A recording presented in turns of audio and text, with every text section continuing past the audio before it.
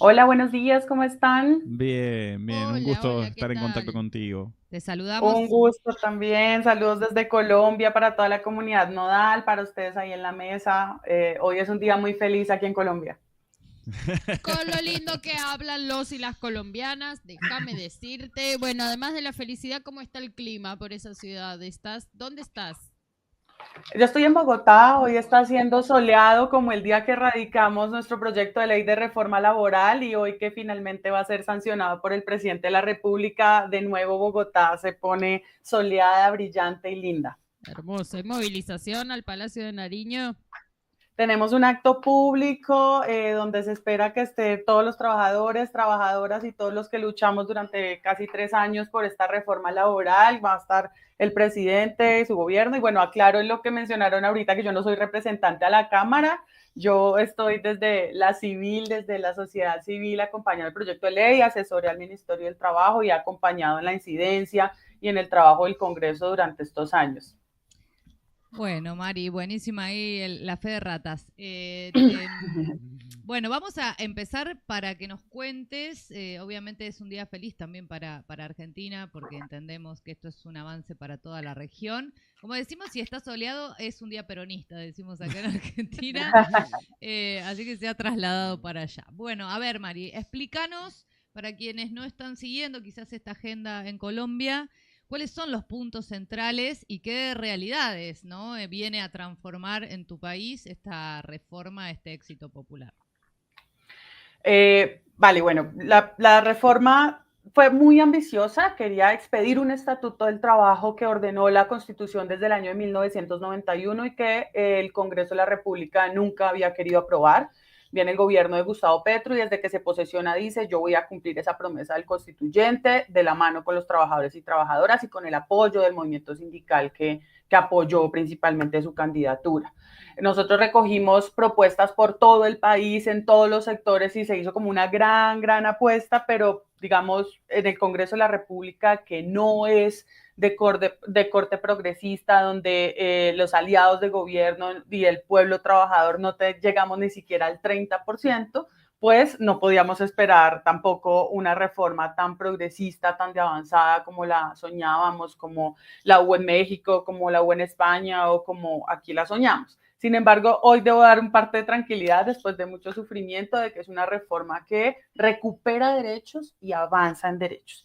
¿Y cuáles son los temas principales? Creo que el primer tema principal de la reforma, que abarca varios temas, es el de recuperar derechos relacionados con los ingresos de los trabajadores y trabajadoras que fueron arrebatados en una contrarreforma laboral del expresidente Álvaro Uribe Vélez en el año 2002. Es decir, llevamos estos 23 años con esos derechos perdidos. En ese entonces el presidente le arrebató eso a la clase trabajadora con la promesa de generar mayor empleo y como ustedes bien lo saben, pues abaratar costos laborales no es la forma de generar empleo. Nunca se generaron estos empleos que nos prometieron y ahora llegamos con este proyecto de reforma laboral a decir, devuélvanle esto a la gente porque eso fue un dinero que se apropiaron las empresas, pero que no redundó ni en mayor empleo ni por supuesto en bienestar para los trabajadores y trabajadoras. Entonces tenemos ahí tres cosas principales.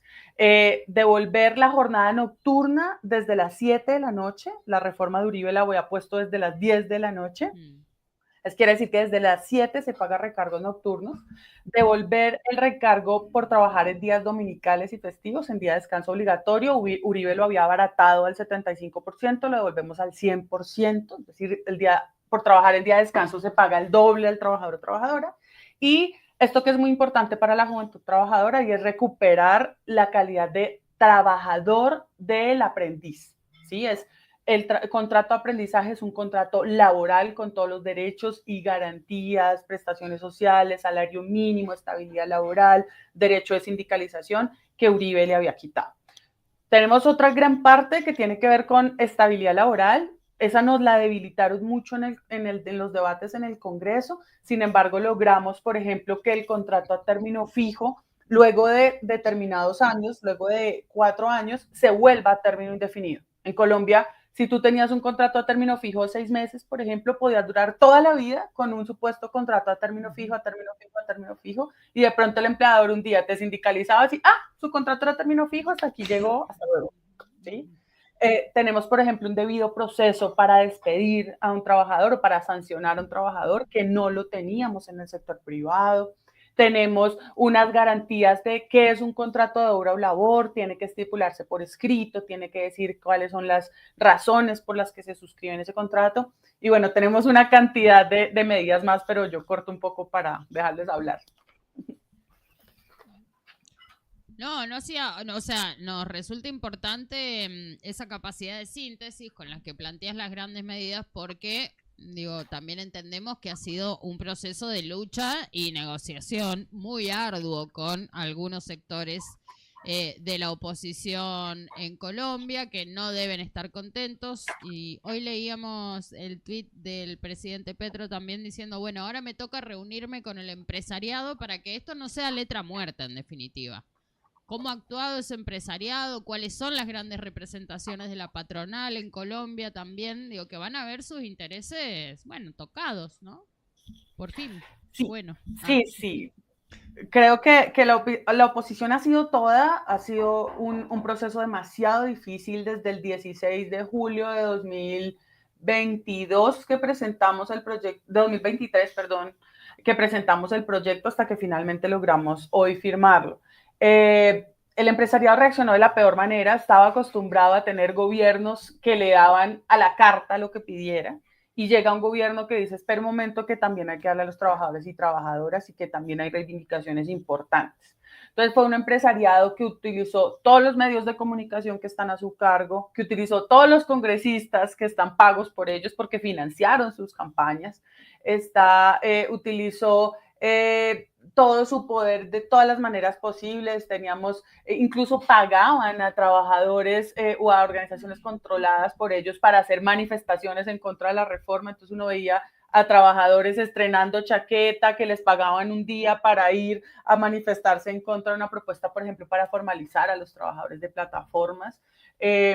Teníamos en los debates parlamentarios, era supremamente difícil la discusión con ellos y ellos siempre sostuvieron que esta reforma iba a aumentar el desempleo y aumentar la informalidad. Ellos tienen esta tesis ortodoxa de que si los trabajadores tienen más derechos, entonces las pobres empresas van a quebrar porque no van a tener con qué pagar un salario mínimo, con qué pagar unos recargos nocturnos, dominicales o con qué formalizar trabajadores. Entonces, este siempre fue como el temor, el mito que manejaron en todos los medios de comunicación y por supuesto lo reproducían todos los periodistas, todos los canales, todas las noticias, todos los medios escritos y nosotros teníamos que estar en medios alternativos, teníamos que estar en las calles, teníamos que estar en las asambleas populares explicando y desmintiendo todas estas mentiras del empresariado. En los debates, por ejemplo, en el penúltimo debate que fue el mes pasado, ellos metieron uno de sus principales asesores, abogados patronales, en el Congreso de la República, o sea que casi que tocaba negociar con él como si fuera un congresista y el tipo le metió un montón de medidas regresivas a la reforma laboral. Tanto que hubo un punto en el que el movimiento sindical, con los cambios que le hicieron en el Senado, en uno de los debates que incluyó este abogado patronalista, casi que el movimiento sindical tiene que decir, esta reforma si no nos sirve, se vuelve contrarreforma, porque había metido trabajo por horas, había metido cotizaciones por menos del salario mínimo a la seguridad social, había metido un montón de medidas regresivas, restricción a los derechos sindicales y nos tocó salir a las calles. Esto fue un proceso de mucha movilización, de mucho reaccionar inmediatamente. Entonces salía un debate con medidas regresivas y al otro día nos tocaba convocar a las calles y estar al frente del Congreso de la República presionando. La verdad que polarizó muchísimo más el ambiente, pero pues ya era hora de que la polarización fuera porque nosotros estábamos ganando un poco. En ese sentido, Mari, va mi pregunta. ¿Qué nivel de consenso social? Digo, porque la sensación que da que ese escenario de calle construyó un piso de consenso social en la reforma. ¿Cómo estás evaluando vos la aceptación de este accionar del gobierno en la sociedad en general, en el del común, a sabiendas de todo lo difícil, ¿no? Uno siempre tiene el registro de la historia de narcoparamilitarismo en Colombia, de cómo ese narcoparamilitarismo ha penetrado las estructuras estatales. Siempre son difíciles reformas progresivas, particularmente en cualquier país de América Latina, pero particularmente en Colombia. Pero ¿cómo estás percibiendo el clima social en relación a la misma? Bueno, mi país es un país que siempre ha estado muy polarizado y este momento no es la excepción, por supuesto, pero creo que el hecho de que hubiera ganado por primera vez un gobierno progresista y después de gran estallido social que tal vez ustedes recuerden se dio desde el año 2019, demuestra que esa polarización lleva de la mano que la gente estaba cansada, que la gente ya no aguantaba más, que la gente tuvo con la crisis de la pandemia como la gota que rebasó el vaso y con medidas regresivas durante años y años y años, ya lo que es clases medias y bajas y tanta gente pobre dijo, ya fue suficiente. Los jóvenes y las jóvenes dijeron, ya fue suficiente y es hora de que nosotros tengamos un cambio, por eso usted es el gobierno del cambio. Entonces, siento que hay polarización porque los grandes y poderosos están muy molestos, se sienten amenazados por este gobierno y porque la gente ha estado en las calles. Si ustedes miran los medios de comunicación que son tradicionales, que son manejados por estos grandes grupos económicos, van a decir, la gente no quiere al gobierno y no quiere las reformas. Pero si ustedes miran en las calles, se suben a un taxi, hablan con la peluquera, hablan con la trabajadora doméstica, con el vigilante, escuchan las conversaciones en una tienda de barrio, van a ver que la gente dice, el presidente se la ha peleado. Plaza pública donde se sepa que va a pasar el presidente, la gente sale a ovacionarlo, a abrazarlo, a decirle gracias, presidente. Y nosotros desde las organizaciones sociales que la luchamos por tantos años, entendemos que él se la guerrió. Digamos, hay cosas que tenemos por criticarle, no somos un movimiento que está entregado al gobierno, reconocemos que es el primer gobierno progresista, que es un gobierno ni siquiera de izquierdas, porque él mismo no se plantea como un gobierno de izquierda, pero es un gobierno que trata de responder a la gente. Entonces, estas reformas, cuando se hacen encuestas, por ejemplo, de popularidad, la gente está de acuerdo con la reforma laboral, la gente está de acuerdo con la reforma pensional, la gente sigue reclamando que haya una reforma a la salud. Insisto, las movilizaciones han sido constantes, o sea que en un debate, un proyecto de ley que dura 2 años y medio, la gente no deje movilizarse pese a todos los intríngulis que hemos tenido que sortear, que le digamos a la gente un domingo, le metieron artículos regresivos a la reforma y en 2 días la gente se esté movilizando desde las regiones hasta Bogotá, o con tomas en las grandes capitales, o con plantones en el Congreso. Por ejemplo, los jóvenes aprendices del SENA, que eran los que reclamaban la laboralidad de su contrato, estuvieron en todos los debates en el Congreso de la República con las tribunas llenas. Incluso tuvo el presidente del Senado, que es de derecha, que prohibir el ingreso de los jóvenes al Congreso de la República, porque todos los días de debate, si fuera día por medio, ellos estaban allá llenando las tribunas del Congreso con carteles apoyando la reforma. Yo creo que hay un buen apoyo popular. Qué bonito, qué bonito. ¿Y cómo se conecta?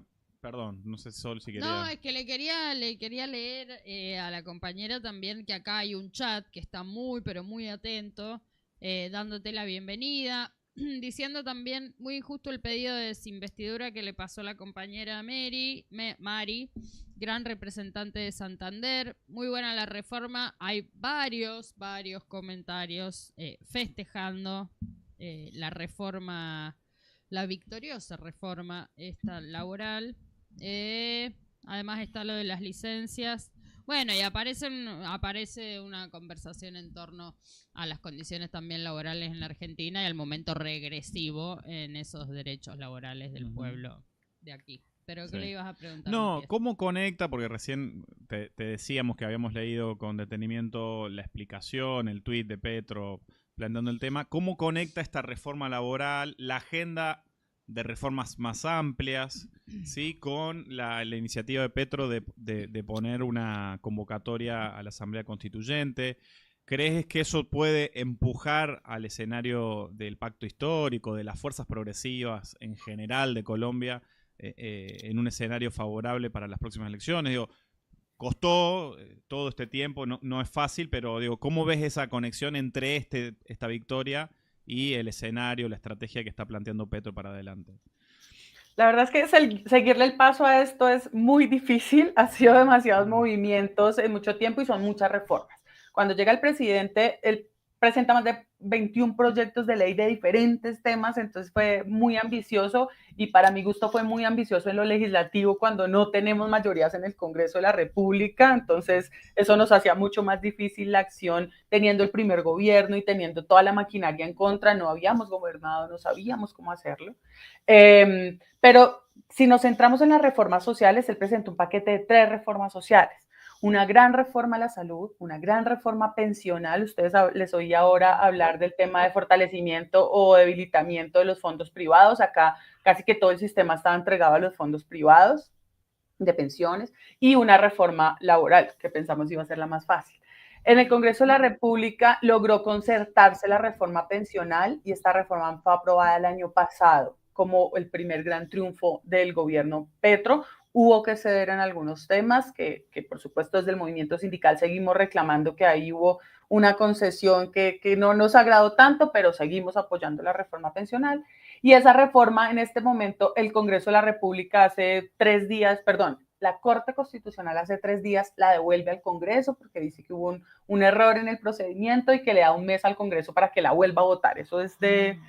Todos los días tenemos noticias nuevas, entonces todavía está, veremos. Aquí le costó esa reforma previsional o estatizar los fondos jubilatorios, claro, que eran privados, le costó a un funcionario cárcel. Al vicepresidente. Sí, al vicepresidente más que un una venganza, digamos. Sí, por supuesto. Es tocar intereses, es demasiado dinero de fondo. La reforma a la salud se hundió en el Congreso de la República, ellos lo han vuelto a presentar, en este momento sigue en trámite, pero ayer, el 20 de junio, se cae de nuevo por trámite y el gobierno sigue insistiendo con ella. Y la reforma laboral, que la habíamos presentado, como les dije, en marzo de 2023, se había caído ya por falta de debates, el presidente la vuelve a presentar, el Congreso la vuelve a tumbar, en una comisión la tumba con 8 congresistas, presentan una ponencia de archivo, que son congresistas de derecha, con una ponencia de archivo la tumba, y ahí es cuando el presidente dice, si el Congreso no quiere responderle al pueblo, al mandato popular, entonces yo me voy con una consulta popular. Y lanza la consulta popular. Obviamente esto le genera un temor y una rabia a la derecha, al empresariado.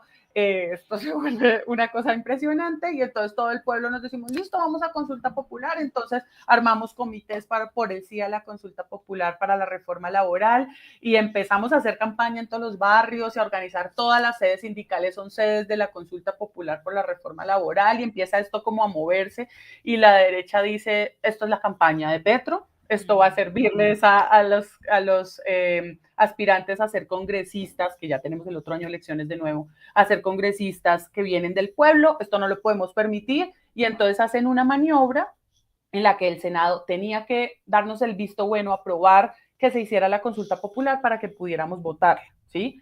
Cuando tienen que votar, que se apruebe la consulta popular, ese día reviven la reforma laboral con una maniobra impresionante de procedimiento legislativo, reviven la reforma laboral que ya habían hundido para poder hundir inmediatamente la consulta popular, ¿sí? Es impresionante estas cosas que pasan. Este es el país de Gabriel García Márquez, ¿no? Entonces, claro.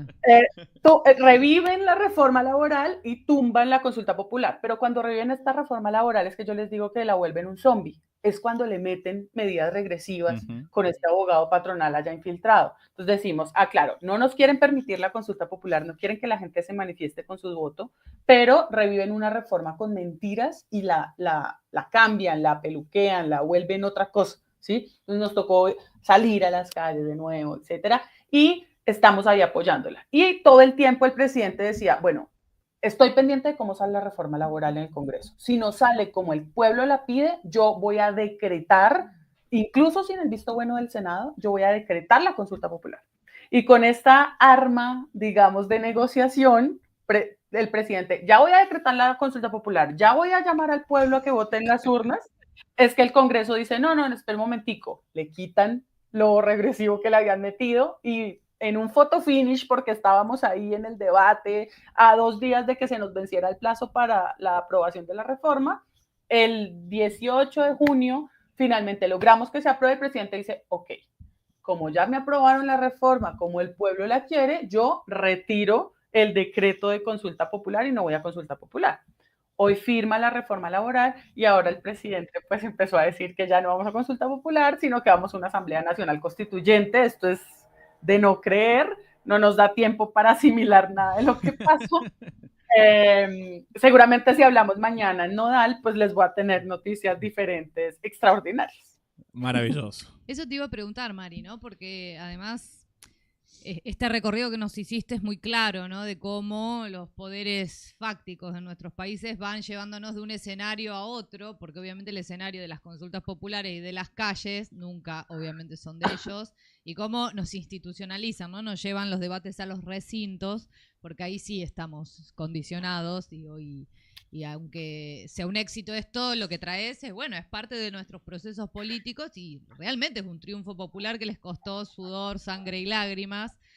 Esta Muchas salida lágrimas. de Petro de la Asamblea Nacional Constituyente, ¿qué significa eso, no? Que nos puedas ahí comentar, seguir, lo venías desarrollando, Sí. pero ¿qué significa? Con la pincelada que tengas, digamos. Porque, Claro, no importa. claro. ¿Qué te imaginás que puede llegar a...? Repreguntamos en esa clave, Mari. Todos estamos acá todos los días tratando de decir qué estará pensando el presidente, qué será lo que el presidente tiene en su cabeza.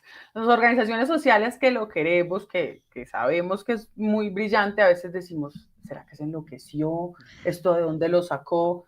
Por ejemplo, cuando estaba con la consulta popular, y yo debo confesar esto como abogada constitucionalista, dije, ¿ese decreto es inconstitucional? ¿Será que él puede decretar sin el visto bueno del Senado?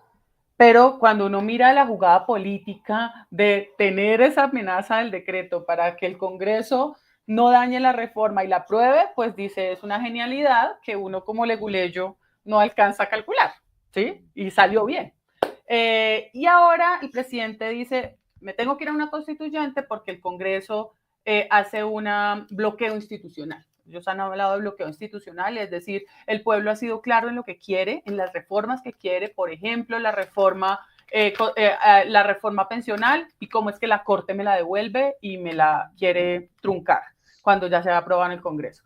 Quiere la reforma laboral y mire todo lo que tuvimos que hacer para que se consiguiera. Quiere una reforma a la salud y no la han dejado pasar. Quiere que hagamos un montón de cambios y el Congreso no lo permite, la Procuraduría no la permite, las Cortes le han tumbado una cantidad de leyes de iniciativa del gobierno, entonces dice hay un bloqueo institucional y eso es porque la Constitución permite que, digamos, no permite que el pueblo mandate como corresponde. Entonces, ahí es donde el presidente dice, pues tenemos es que cambiar la constitución para hacer más democrática y porque era una constitución finalmente de un corte neoliberal, ¿sí? Que tenía una regla fiscal que está impidiendo en este momento la inversión en programas sociales y esa regla fiscal se aplica muy a rajatabla. Y tiene otras medidas que, insisto, son de corte neoliberal. En Colombia se han firmado muchísimos tratados de libre comercio en unas medidas muy inequitativas con los países que estamos firmando, Estados Unidos, Unión Europea, Canadá, etcétera. Entonces el presidente, ni siquiera sabemos qué está pensando para la constituyente, pero dice que hay que hacer una constituyente para garantizar un corte diferente en la constitución que ya viene desde 1991. Pero no sabemos cómo va a ser. Él hasta ahora lo que ha dicho es que pensarían poner una papeleta en las próximas elecciones, es decir, otro voto adicional, aparte de elegir presidente o presidenta, y de elegir congresistas en las elecciones del próximo año, que la gente diga si quiere o no que se convoque una asamblea constituyente. Aunque eso no corresponde con el procedimiento de una constituyente que establece la misma constitución actual. Entonces, no sabemos qué va a pasar ahí. Ese debate apenas empezó porque hasta hace 2 días estábamos en el debate de la reforma laboral y de la consulta popular y no nos ha dado tiempo ni respiro de entender cómo sería una constituyente. Claro. Maravilloso. Y estaremos atentos y atentas acá desde el resto de Latinoamérica y el Caribe a cómo se plantean esos escenarios. Sin embargo, y para cerrar esta entrevista que ha sido muy esclarecedora, digamos, y la agradecemos desde ya, Mari, la pregunta es, o una reflexión en torno a la cuestión de género, ¿no? La situación laboral de las mujeres en particular, por eso digo, es como un recorte, pero no nos queríamos despedir sin preguntártelo, porque sabemos que las condiciones laborales y en términos económicos en generales siempre nos desfavorecen a nosotras. ¿Cómo se encuentra la situación en Colombia y cómo impacta esta reforma ya en ciernes? Súper, muchísimas gracias por preguntar eso, porque creo que vale la pena resaltarlo hablando de la reforma laboral de Colombia. Fue una reforma a la que le incluimos un gran enfoque de género con medidas específicas para sectores feminizados y para las mujeres trabajadoras en general.